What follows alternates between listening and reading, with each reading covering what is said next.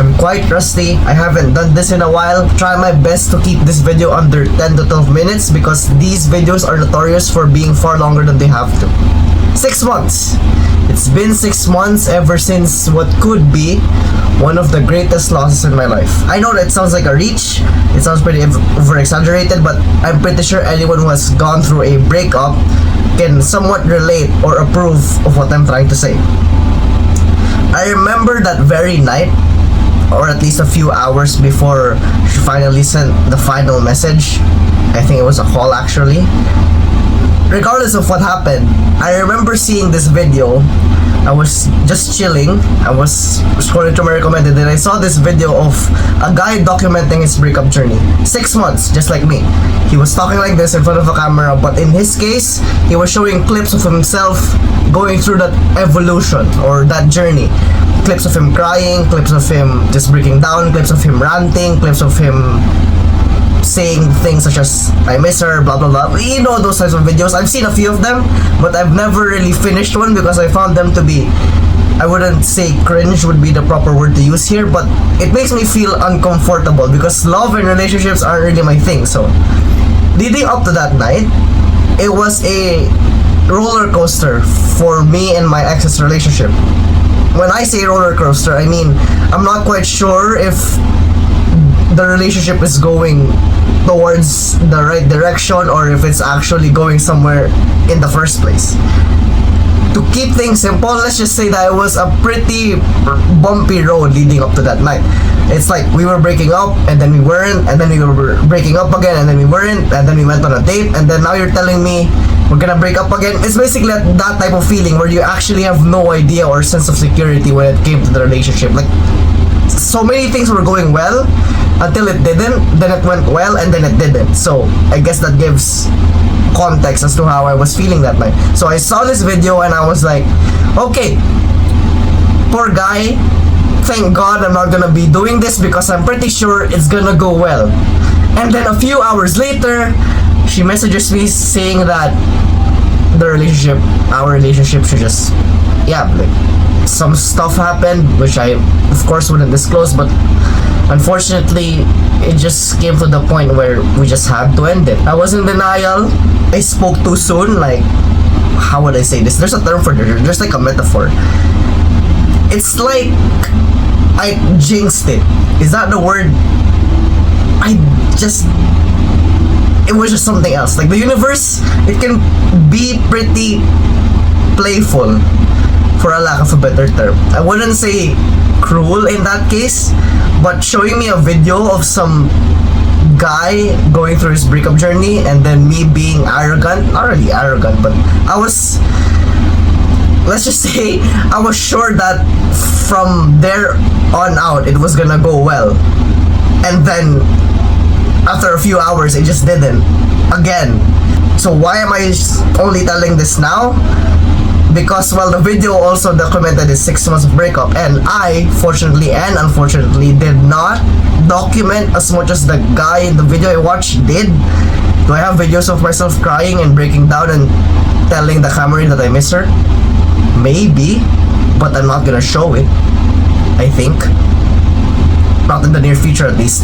Anyways, so how am I feeling towards, yeah, like for future homers, for future reference? Let me tell you guys a story of what happened today.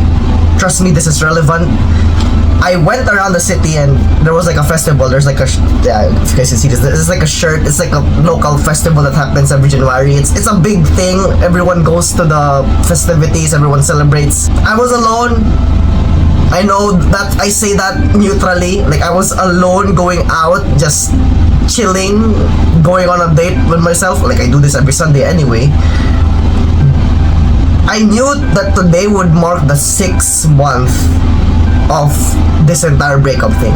So I expected it to be incredibly melancholic. Not sad, not depressing, like melancholic. Like, that guy, oh my gosh, it's been 6 months and I'm still alive, but yeah, it's a shame that the relationship ended. Like, I thought I would be spending my entire day just feeling that way. However, I was going around the festivities and I ended up being lost. I was lost. I did not know how to go home. Fortunately, I did. I just got home after like 15 kilometers, not 15 kilometers, let's just say 10 kilometers of walking around trying to figure my way out, trying to figure my way home, because there were so many people. I thought I was gonna die. To cut it short, that's how I would describe my situation when it came to that relationship, wherein I would feel sad, again not sad, melancholic. I would feel very sentimental. Refer to the last video for more context. I actually go deep into that sentimental side of mine.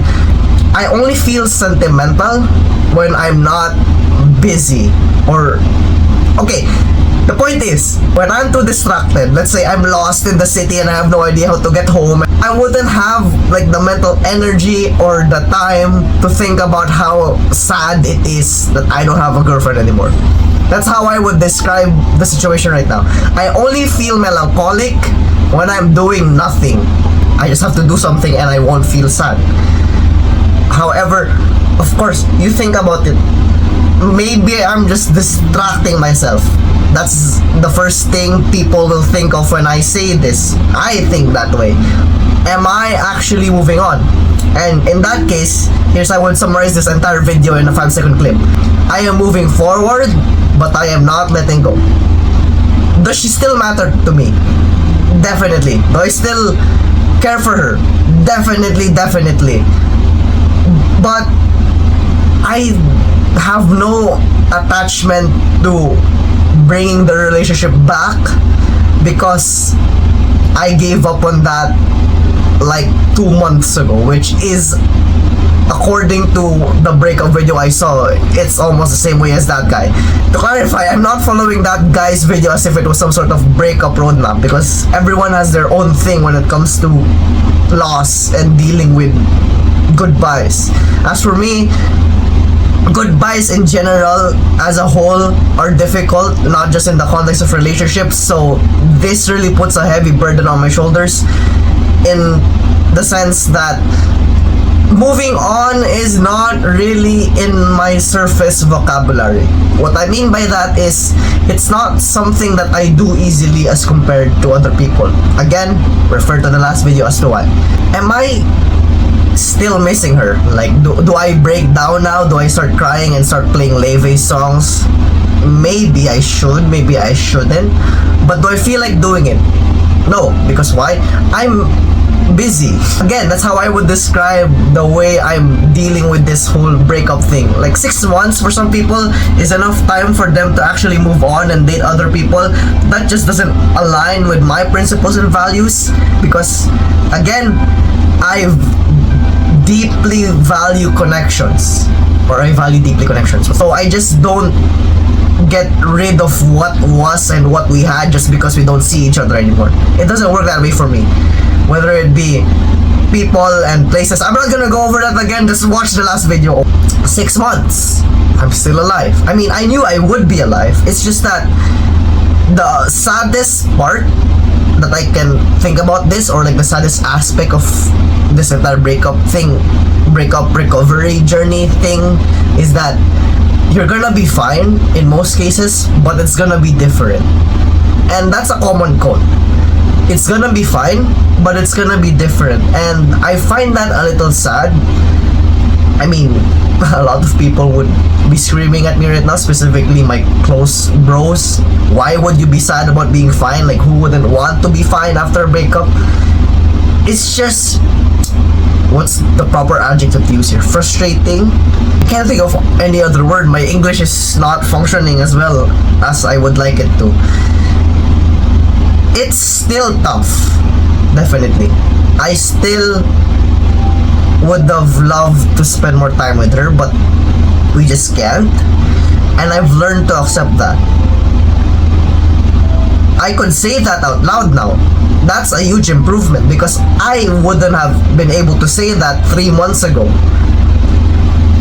So, now what? Am I letting go? Am I gonna go date another person? No, like that, definitely future homers for reference.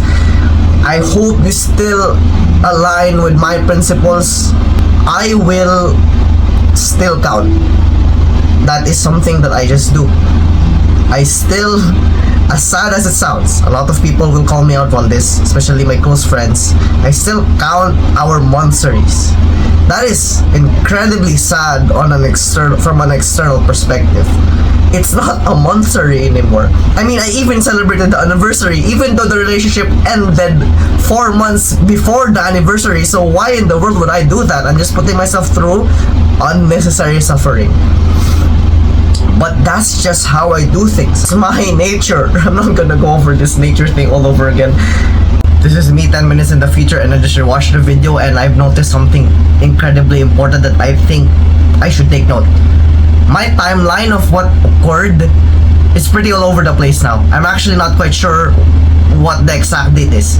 19th was our last form of contact as a mutually cooperating and communicating partners.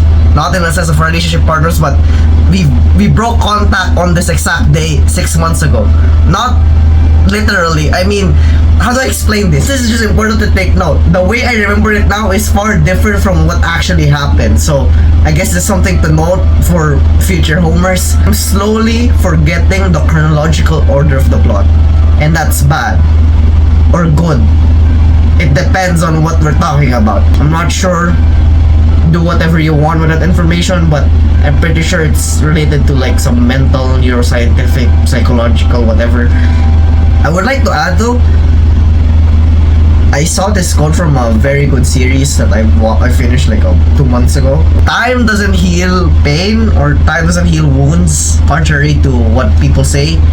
It's actually there all the time. Like, how do I put this? It's a scar.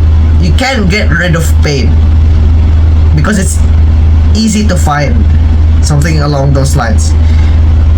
I think that would be a very accurate way of encapsulating my emotional state, where the pain is something that I can set aside, but it's something that I can easily bring back to the surface. Yes, that's I loved what we had. I loved who I was, and I'm not gonna let go of that quite yet. I just can't. It's not that I can't because I'm incapable of doing so. I just don't want to. I'm putting myself through that suffering willingly. And now I've just started to see that suffering, or that self-inflicted suffering, as some form of principle that I'm simply trying to uphold. It's less of trying to miss the relationship itself, like with the girl, but more of how I myself is starting to view whatever that was and how I would apply it to my future. This is longer than it should be now, so I'm going to end it here. Next video on this would most likely be 9 months. I'm going to do this in 3-month intervals. Of course, I'm going to be better. I don't know if this is the best I could be already. I've reached hedonic baseline, which in simpler terms would mean I've grown numb to it. It's like, it's not that I've fully embraced the lack of her presence. It's just that I got used to her absence. I think that's a very profound and accurate way of putting it. So I'm leaving it up to you, future homers. May you be busy enough to not feel sad about it, not forget it. Please, don't forget it. What you had, the plot, is something that I believe we would never have again. And that's the best news and the worst news. So anyways, that's all for it today or tonight. I'm exhausted. I can't feel my legs. I'm numb, both emotionally and physically. Peace. Thank you for watching. Lesson 4 coming out in, I don't know, year 2069.